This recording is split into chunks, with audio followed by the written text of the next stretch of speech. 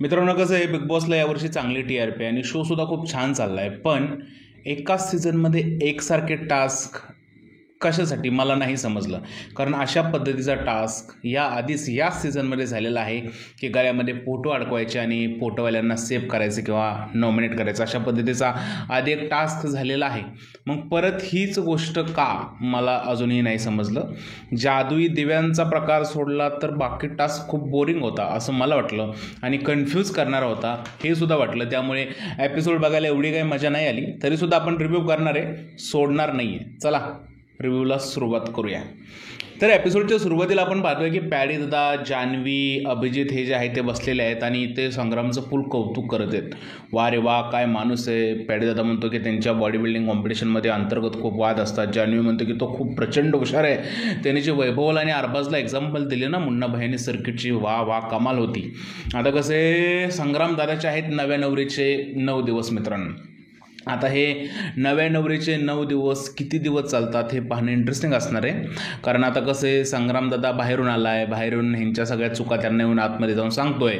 आता जेव्हा संग्रामकडलं बोलायचं संपेल आणि संग्रामचा खरा चेहरा या लोकांना दिसायला लागेल, त्यावेळेस हीच जान्हवी अशा पद्धतीने संग्रामचं कौतुक करते का हे सुद्धा पाहणं इंटरेस्टिंग असेल. किंवा अभिजित असो किंवा पॅडे असो कौतुक करतोय का हे सुद्धा पाहणं इंटरेस्टिंग असेल. इव्हन जर का याच संग्रामने तिघांना जादुई विहिरीत ढकलून दिलं असतं तर या लोकांनी त्याचं एवढं कौतुक केलं असतं का, हा थोडासा विचार करण्यासारखा प्रश्न आहे. असो, पण ते कौतुक करत आहेत. बिग बॉसने जे आहे ते अनाऊन्स केलं की आत्ता जे आहे ते मी जे पात्र सदस्य आहे त्यांच्यासाठी राशन आणि लक्झरी आयटम पाठवत आहेत. आता लक्झरी आयटम म्हणले की घरातल्या सगळ्या सदस्यांचे डोळे वर झाले. निक्की असो, अरबाज असो, अंकिता असो, म्हणजे जे कोणी अपात्र होते पात्र सगळ्यांचे डोळे वर झाले की भाई आता आईस्क्रीम खायला मिळणार, भाई कॉफी मिळणार आणि हे सगळ्यांना वाटत होतं. आणि ज्यावेळेस स्टोर रूममध्ये हे सामान आलं त्यावेळेस निक्कीने पहिली कॉपी लपवली आणि तिचा जो सोहेम घोषित बॉयफ्रेंड आहे अरबाज पटेल याच्याकडे ती कॉपी जी आहे ती त्याने ठेवायला दिली आणि त्याने पण लगेच कॉपी लपवली. आता काय झालं आहे मित्रांनो, सगळ्यांनी चोरी केली. इकडे डीपीने चोरी केली आहे, जान्हवीने केला आहे कांड, अंकिताने तर 10 वेळा त्या फर्निचरवर बसली, निक्की बसली. सगळी लोक जे आहेत ना ते जे आहेत ते इकडे रोल मोडत आहेत. इकडे अरबाज जो आहे तो सूरजला सांगतोय की बघ त्या अंकिता फर्निचरवर बसली, तुझं लक्ष नाही काय, कॅप्टन काय करतोय. सूरज त्याला हाताने इशारा करतोय. म्हणजे एकही धुतल्या तांदळातला माणूस नव्हता इकडे. सगळ्यांनी जे आहे ते इकडे चुका केल्या. त्यामुळे आपण कोणाला सांगायचं की बाबा हा चूक केला, तो चूक केला, तो असं बोलला, हा असं बोलला, काय बोलायचं आपण सांगा तुम्ही. जर का सगळेच जर चुकी करणारे माणसं आहेत तर काय बोलायचं, ए टीमच्या माणसांनी केली का बी टीमच्या माणसांनी केली. बरं, यांना हे समजत आहे की आपण चुका केलेल्या आहेत तरी सुद्धा हे वारंवार चुका करतात. आता हे जान्हवी मॅडम बिग बॉसला म्हणतात की बिग बॉस मी यातलं काहीच खाल्लं नाही, माझ्यासाठी तर ठेवा कमीत कमी. अहो जान्हवी मॅडम, तुम्ही नाही खाल्लं पण तुम्ही तुमच्या मित्रासाठी एक्स्ट्रा तूप जे घालून दिलं, म्हणजे तुम्ही चुका पण करताय आणि परत असं म्हणताय की बिग बॉस काही चुकलंच नाही आमचं. अरे लक्झरी आयटम काय तुम्हाला कधी खायला मिळाले नाहीत का? तुम्हाला माहिती आहे की बिग बॉसचे रूल किती स्ट्रिक्ट असतात. तुमच्यामुळे जे खरंच पात्र सदस्य आहेत ज्यांना खरंच ते खायला आणले त्या लोकांचे वांदे झाले ना. जसं की अभिजित कसं बोलत होता, हे देवा हे काय आलंय माझ्याकडे अंकिताला चिडवण्यासाठी, हे देवा हे काय आलंय माझ्याकडे, माझ्या हातात चक्क आईस्क्रीम आहे, आईस्क्रीम. अभिजितचा जो डायलॉग बोलून मला ते एक रील व्हायरल झाली होती बघा की ये भगवान ये क्या हो गया, जुबा तक पाणी आ गया मेरे, अशी काहीतरी रील व्हायरल झाली ना. तसं सगळं वाटलं अरे याला काय झालं. म्हणजे अभिजितचं यार बरं मध्येच कधीतरी वाव असं करतो, परत ते आईस्क्रीम बघून अशा सगळ्या गोष्टी करतो. म्हणजे लहरी स्वभाव आहे अभिजितचा एकंदरीत असं वाटतंय मला. पण हा सगळा प्रकार बघून आणि नंतर बिग बॉसने दिलेली शिक्षा बघून मला एकच मना वाटते की क्यू येते या लोकांची. म्हणजे नंतर सूरज या लोकांवरती भडकला तर ते सूरजला सांगतात की बाबा तू आमचा ऐक. वैभव त्याच्यावर आवाज चढवतोय. भाई वैभव म्हणजे समजत नाही मला का तू आवाज चढवतोय सूरजवरती. भाई चुका केल्यात, एक्स्ट्रा तू पण टाकून खाल्लं होतं, तुला माहिती आहे ना. मग इकडे सूरजवरती भडकायची काय गरज आहे. जर का तो कॅप्टन आहे त्याचं ऐका ना बाई. नाही एकत्र जेवण बनवायचं तर नाही बनवायचं, बनवा ना वेगळं. अपात्र सदस्यांना एवढी का मिरची लागते, विशेष करून या वैभवला, निक्की तांबोळीला, या सगळ्यांनी तर सगळ्यात जास्त रूल तोडलेले आहेत. बाई कुठे कुठे काय काय सामान लपून ठेवलं होतं. ह्यांचं जर का बद चाललं असतं ना यांनी तर ते अख्खं बिग बॉसच्या घरातलं सामानच गायब केलं असतं. म्हणजे एवढ्या लेवलपर्यंत हे लोक गेले होते. आणि बिग बॉसने ते बघतात यार, कॅमेरे तिकडे सगळं दिसतंय तुमच्यावरती, 24 तास एकदम नजर ठेवून आहेत लोक. जर का सगळं दिसतंय एवढं तुमच्याकडे तर तुमचं हे काय चाललंय म्हणजे मला अजिबात सुद्धा समजलं नाही. आणि याचा फटका सूरजला बसणारच होता मित्रांनो. बसने सुद्धा सूरज होता म्हणून कॅप्टन्सीवर काही ऍक्शन नाही घेतली. सूरजच्या ऐवजी कोणी कॅप्टन असतं तुम्हाला माहिती आहे डायरेक्ट कॅप्टन्सीच घालवून टाकली असते, कारण बिग बॉस या बाबतीत खूप स्ट्रिक्ट आहे आणि बोलले असते ही सगळी कॅप्टन्सी जबाबदार आहे. आता सूरज थोडासा कसा आहे तुम्हाला माहिती आहे आणि सूरजमुळे काय होतंय शोला हे सगळ्याला समजतंय. त्यामुळे हे जे काय चाललंय म्हणजे या लोकांचं ते सूरजच्या अंगाशी नाही आलं. पण ते दुसरा कॅप्टन असता तर सूरजच्या अंगाशी 100% आलं असतं. त्यामुळे हे जे काही चाललं होतं ना आज या लोकांचा म्हणजे छोट्या छोट्या गोष्टीचा इश्यू किंवा असं हे खाण्याच्या पद्धती असू ह्या खरंच सिरियसली चुकीच्या होत्या. ह्यांनी अवॉइड पण करू शकत होते. यामुळे घराला खूप मोठा फटका बसणार होता. काय खादाड लोक आहे, काय बोलायचं त्या लोकांबद्दल. ठीक आहे असो. तर हा खाण्याचा मुद्दा झाला. तर यामध्ये आपण पाहिलेलं आहे की पॅडी दादा बाजूला बसलाय सगळ्यांशी गप्पा मारत आणि इकडे सगळ्यांची चर्चा चालू आहे, विशेष करून वैभवची, अरबाजची, निक्कीची, त्याच्यानंतर टीपी दादा, की भाई जेव्हापासून हा आलाय काय याचं नाव संग्राम दादा, तेव्हापासून हा सूरज जो आहे तो पॅडी दादाला भावच देत नाही. पॅडी दादाचा चेहरा बघा कसा बारीक झाला, कसा बारीक एकदम, म्हणजे काय माप वगैरे घेऊन मोपलं का ह्यांनी, म्हणजे पॅडी दादाचा चेहरा बारीक झालेला वैभवनी. म्हणजे या लोकांचं असं म्हणणं आहे की सूरजचा वापर पॅडी दादा करतोय आणि पॅडी दादा सूरजमुळेच एवढ्या लांब आलाय. म्हणजे मला असं वाटतंय की ही जी मुलं आहेत ना ही बाळुत्यामध्ये असतात ना, काय म्हणतात त्याला, पाळण्यामध्ये होते ना, तेव्हा जे आहेत ते पॅडीदादाचं करिअर चालू झाले. पॅडीदादाला सूरजची गरज नाहीये. इव्हन पॅडीदादा सूरजला हेल्प करतोय ही साधी सरळ गोष्ट आहे. पॅडीदादाने सूरजच्या आतापर्यंत खूप जास्त मदत केलेली आहे आणि जर का सूरज संग्राम आल्यामुळे पॅडीदादाला सोडून गेला तर ही सूरजची सगळ्यात मोठी चूक आहे, पॅडीदादाची सगळ्यात मोठी चूक नाहीये. आणि हे जे कोण संशय घेतात ना पॅडीदादावरती सूरजचा वापर करतोय, या लोकांना खरं तर बिग बॉस समजलंच नाहीये. पॅडी दादा सूरज बरोबर एक जेन्युन बॉन्ड बनवतोय. त्या बॉन्डला वापर हा शब्द जर काही लोक जोडत असतील तर मला असं वाटतं की ही लोक मूर्खाचा बाजार आहेत, दुसरं काही सुद्धा नाहीये. आणि आता पॅडी दादाचं वाईट होईल, आता पॅडी दादाचं अवघडच होऊन जाईल, सूरज तिकडे गेल्यावर त्याला अभिजित सारखं पाहिलं जाईल, हे जे प्रकार हे लोक बोलत आहेत ना, मला असं वाटतं की ह्या लोकांचं थोडंसं सटकली, यांना समजतच नाहीये. अरे सूरजमुळे पॅडी दादा नाही रे, पॅडी दादा सूरजची एक मैत्री आहे. सूरज नसता तरी पॅडी दादा राहिलंच असतं भाई. तुम्ही ज्यावेळेस पाळण्यात होता, बाळुत्यामध्ये होता ना, तेव्हापासून पॅडी दादाने आपलं करिअर चालू केलं आणि तेव्हापासून लोक त्याला ओळखतात. त्यामुळे तुम्ही या गोष्टीचा वापर करून पॅडी दादाला चुकीचं दाखवायचं तर अजिबात प्रयत्न करू नका असं मला वाटतंय. मला ह्या अपेक्षा डीपी दादाकडून नाहीये. डीपी दादा प्लीज जागे व्हा, काहीतरी करा, अशा वाह्यात गोष्टीमध्ये नका पडू. जर का तुम्ही अशा बेकार गोष्टीमध्ये पडताय तर तुम्ही बेकारच दिसताय, तुम्ही चांगले नाही दिसत आहे. आम्हाला वैभव असेल, अरबाज असेल, निक्की असेल, या लोकांकडून काही अपेक्षा नाहीये. ही लोक असेच विचार करत असतील. पण मला असं वाटत नाही की एंटरटेनमेंट करण्यासाठी पॅडी दादाला सूरजची गरज पडेल असं कुठेही नाही दिसत आहे. इव्हन आता काही लोक एखाद्या गोष्टीचा रेफरन्स देतील, जसं की इकडे कॅप्टनने जे आहे ते लक्झरी आयटम आल्या जे आहे ते सगळ्या लोकांना चॉकलेट भरवलं. त्यावेळेस पॅडी दादा सूरजवरती रागवला. मी सिरियसली बोलतोय म्हणे की तुम्हाला चॉकलेट भरवलं का, बाकी लोकांना काय चॉकलेट भरवलं, अरे तू कॅप्टन आहे ना. हा एक कन्सर्न म्हणून बोलला होता पॅडी दादा तिकडे. आता काही लोक या गोष्टीचा रेफरन्स देतील आणि मग तुम्हाला सांगतील की नाही बाबा पॅडी दादा सूरजला वरती भडकला कारण तो संग्राम बरोबर बसतोय, असं काहीतरी लोक रेफरन्स देतील. आता इव्हन पुढे काय होईल ते मलाही माहित नाहीये. पण आता सध्या स्थितीत तर मला असं कुठंच दिसलं नाही की पॅडी दादाने आपल्या स्वतःच्या कामासाठी सूरजचा वापर करून घेतलेला आहे किंवा सूरजमुळे पॅडी दादा आहे.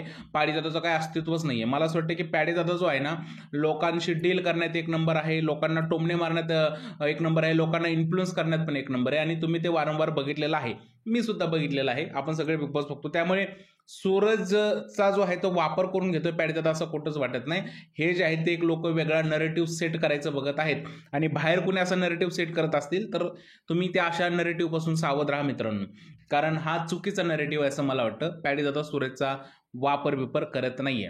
यानंतर मित्रांनो आर्या आणि जान्हवीमध्ये वाद झाला. जान्हवी आर्याला बाथरूममध्ये घेऊन गेले आणि सांगते की बघ बाई किती घाण आहे इकडे, काय करते तू, असं साफसफाई व्यवस्थित वगैरे करायला पाहिजे. आर्या म्हणते हे बघ, हे तू मला सांगायचं नाही. बाकी कोणी मला बोलत नाही पण तूच हे का बोलते, जर का बाकी लोक बोलले इकडे घाण आहे तरच मी म्हणेन तू बोलते ते खरं बोलते, नाही तर तू मला टार्गेट करते. आता लगेच इकडे अरबाज चालू झाला बाहेर की म्हणे बघा एक आठवड्या या दोघींची चांगली जिवलग मैत्रीण, आता ह्या दोघे वाद घालायला लागलेले आहेत. हे भांडण पाक त्या बाथरूम पासून, बेडरूम पासून, लिव्हिंग रूम पासून डायरेक्ट गार्डन एरियापर्यंत पोहोचलं. आणि भांडण काय होतं की साफसफाई कशी केली पाहिजे. नंतर अंकिता पण या भांडणामध्ये पडली. अंकिताला आर्या म्हणते की तू मध्ये वगैरे पडायचं नाही. मला असं वाटतं की यार काय म्हणजे समजत नाही मला. एक छोटीशी गोष्ट आहे यार, या गोष्टीचा एवढा वाद करणं, तिनं तेवढं सांगितलं ना साफसफाई कर, हो म्हणून विषय मिटवून टाक. आपण काय निक्कीसारखे मुद्दे शोधते काय भांडण्यासाठी, समजत नाही मला. म्हणजे काय गरज होती या गोष्टीला वाढवण्याची. आणि जान्हवी जर का तिला नाही ऐकायचं तर तू तर कशाला ताणते बाई. मला ना या भांडणामध्ये अजिबात सुद्धा काही म्हणजे वाटलं नाही की तथ्य की या भांडणाबद्दल आपण पण एवढी चर्चा करावी. याच्यामध्ये सुद्धा काही लॉजिक नाही मित्रांनो. काय हे भांडण होतं का? जर का घाण आहे तर साफ करायचे, साधं सरळ आहे.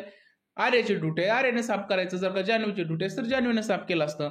आता याच्यामध्ये कोण बरोबर आहे कोण चूक आहे या भांड्यात पडण्यापेक्षा मला वाटतं की हे जे भांडण आहे ते फक्त फुटेजसाठी भांडण झालेलं आहे. आणि असं 2 रुपयाचं फुटेज कोण बघणार आहे मित्रांनो. मला तर नाही आवडलं असलं फुटेज. तुम्हाला आवडलं का असलं फुटेज?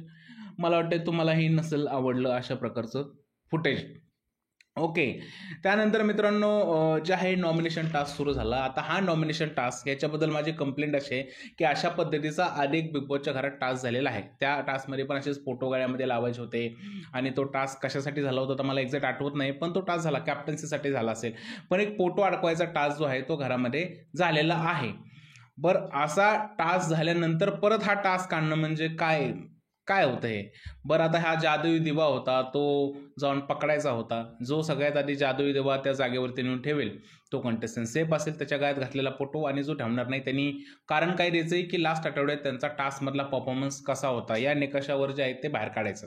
आता फोटो कोणाचा कोणाकडे होता तर अंकिताकडे जान्हवीचा होता, जान्हवीकडे निक्कीचा होता, त्यानंतर वर्षाकडे डीपी, अरबाजकडे वर्षा, अभिजितकडे आर्या, त्याच्यानंतर वैभवकडे अंकिता होती, डीपीकडे अभिजित होता, निक्कीकडे पॅडी होता, पॅडीकडे अरबाज होता आणि आर्याकडे वैभव होता. आता सरळ सरळ बी टीमच्या लोकांकडे काही गोष्टी होत्या आणि ए टीमच्या काही लोकांकडे गोष्टी होत्या. तर सगळ्यात सुरुवातीला जे आहे ते अरबाजने आहे ते वर्षाताईला बाहेर काढलं. म्हणजे दोघांमध्ये डील होऊन सुद्धा बाहेर काढलं. वर्षाताई बोललेले अरबाजला मला वाचव, अरबाज बोलला होता विचार करेन पण नव्हता वाचवणार. तुम्हाला सगळ्यांना माहिती आहे. आणि वर्षाताईला असंही बी टीमचे लोक म्हणणार नव्हते की वाचवा वगैरे. हा टास्क जो आहे तो खूप कन्फ्युजिंग टास्क होता आणि या टास्कमध्ये जे आहेत ते तुम्ही बघितले की किती कन्फ्युजन झालं. बऱ्याच फेऱ्या रद्द सुद्धा करण्यात आल्या. पहिल्या फेरीमध्ये वर्षाताई ज्या आहेत त्या इकडे नॉमिनेट झाल्या. आता या टास्क सुरू होण्याच्या आधी अंकिता जे आहे ते जान्हवीला सांगते की मी तुला नॉमिनेट करणार आहे कारण तू सूरजबद्दल जी गोष्ट बोलली ती आम्हाला आवडली नाही. एक तर अंकिता प्रेक्षकांची सिंपती घ्यायचा प्रयत्न करते. दुसरी गोष्ट अंकिता इकडे हे बोलताना दिसते की तू बोलल्यामुळे आम्ही सूरजला कॅप्टन केलं, नाहीतर मीच कॅप्टन होणार होते. वा, म्हणजे मनातली गोष्ट बोलली काय मॅडमनी, अंकिता मॅडमनी. वा वा. अंकिता मॅडमचं काय म्हणणं आहे की जर का जान्हवी बोलली नसती सूरजच्या बाबतीत असं तर मी कॅप्टन झाली असते. मी तुम्हाला त्यावेळेसही सांगितलं होतं की अंकिता सूरजच्या बाबतीत कधीही चांगला विचार नाही करत. आत्ता पब्लिककडून सिंपत्ती घेण्यासाठी अशा पद्धतीचं वक्तव्य करून तोंडावरती पडली आहे कारण बिग बॉसनी हा निकषच ग्राह्य धरला नाही. मी वारंवार सांगतोय मित्रांनो की अंकिता सूरजचं चांगलं बघत नाही. तिला फक्त स्वतःसाठी खेळायचं. इव्हन ते डीपीचं सुद्धा चांगलं बघत नाहीये. डीपीला सुद्धा तिने नॉमिनेट केलेलं आहे. छोटा पुटरने बाहेर येऊन इंटरव्ह्यू दिलेत. काय बोललाय तो बघा अंकिताबद्दल. तर या सगळ्या गोष्टी आहेत अंकिताच्या आणि अंकिता असं वागते त्यामुळे ती प्रेक्षकांच्या मनातून सुद्धा उतरेल. कारण तिने स्वतः कबूल केले की सूरजच्या जागेवरती तिला कॅप्टन व्हायचं होतं. म्हणजे का अंकिता कशासाठी असं करते तू? नको ना करू अंकिता, असं खूप वाईट दिसतंय ते. बरं, इव्हन याच गोष्टीसाठी ती तोंडावर पडली. आता काय झालं, दुसरी फेरी जी आहे ती दुसरी फेरी रद्द करण्यात आली कारण अंकिताने जान्हवीला नॉमिनेट केलं आणि हे कारण दिलं. आता हे कारणच किती बालिश आहे सांगा तुम्ही. पहिलं तर त्या निकषामध्ये जान्हवी बसतच नाहीये कारण जान्हवीने कॅप्टन्सी टास्क खूप तगडा केला होता. जर का निकषाचं कारण द्यायचं होतं तर अंकिता हे कारण देऊ शकत होती की तो जो दुधावाला टास्क झाला होता त्यामध्ये जान्हवी जे आहे ते छोटा पोटाच्या अंगावरती बसली होती आणि त्यामुळे हा टास्क बिग बॉसला रद्द करावा लागला. हे कारण जर का दिलं असतं तर ते मान्य पण झालं असतं.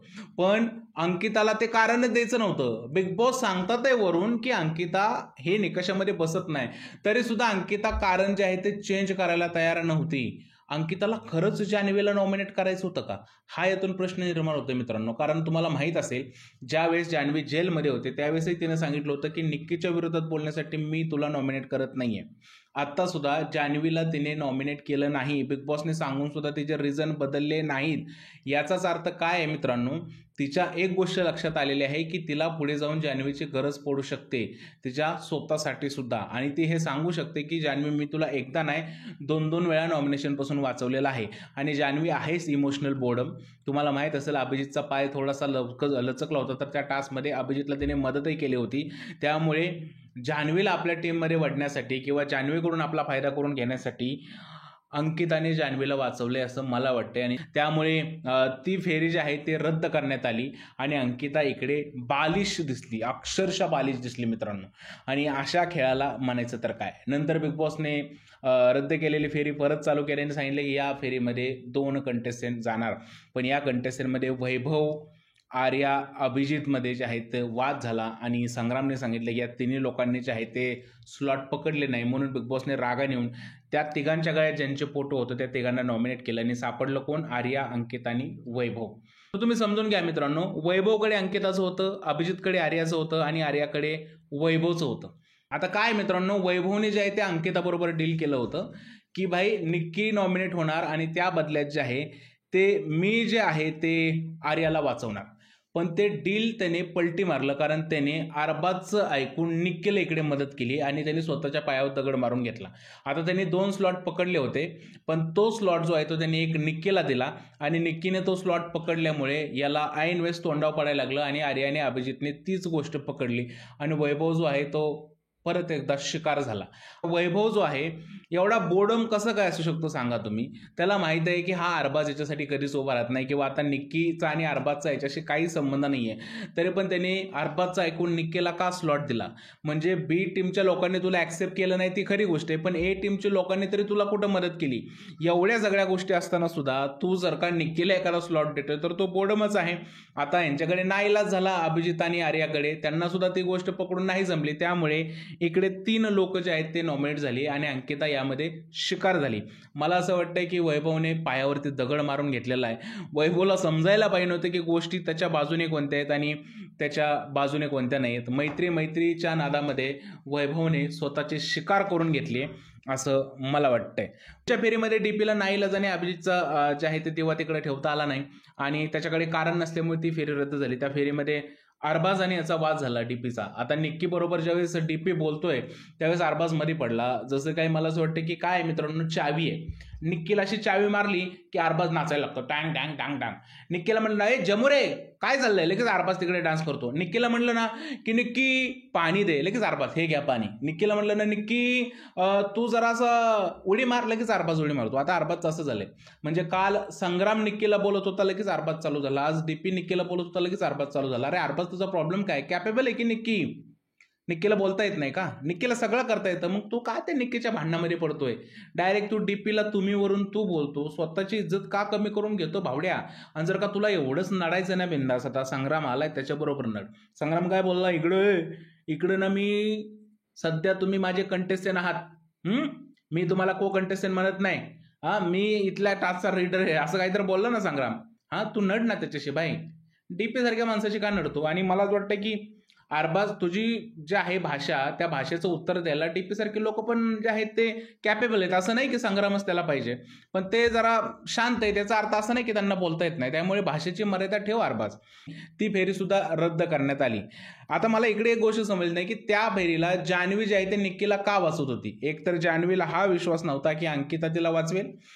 जान्हवीला निक्की बरोबर परत मैत्री करायची आणि दोघेमधलं संभाषण बघून तर असंच वाटतंय की परत मैत्री होऊ शकते. कारण पॅडी जो आहे तो तिच्याकडे गेला जान्हवीकडे आणि तिने त्याला विचारलं की तुला निक्कीला का वाचवायचंय, तर ती म्हणते मला नाही वाचवायचं, पण तुम्ही हळू बोला, का मोठ्याने बोलल्यावरती काय त्रास आहे, बोलू दे ना, काय हरकत आहे. एन वेळेस तू घाबरत नाही, आता काय घाबरते इकडे.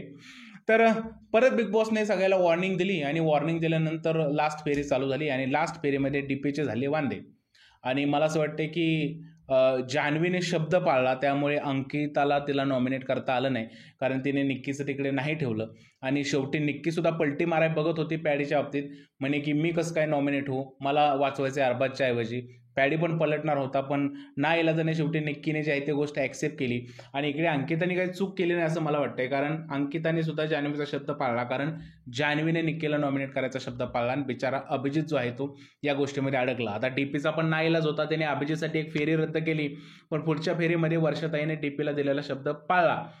तर मला असं वाटतं की टास्कच आहे ना एवढा इंटरेस्टिंग नव्हता मित्रांनो, त्यामुळे आपल्याला सुद्धा पाहायला एवढी मजा आली नाही.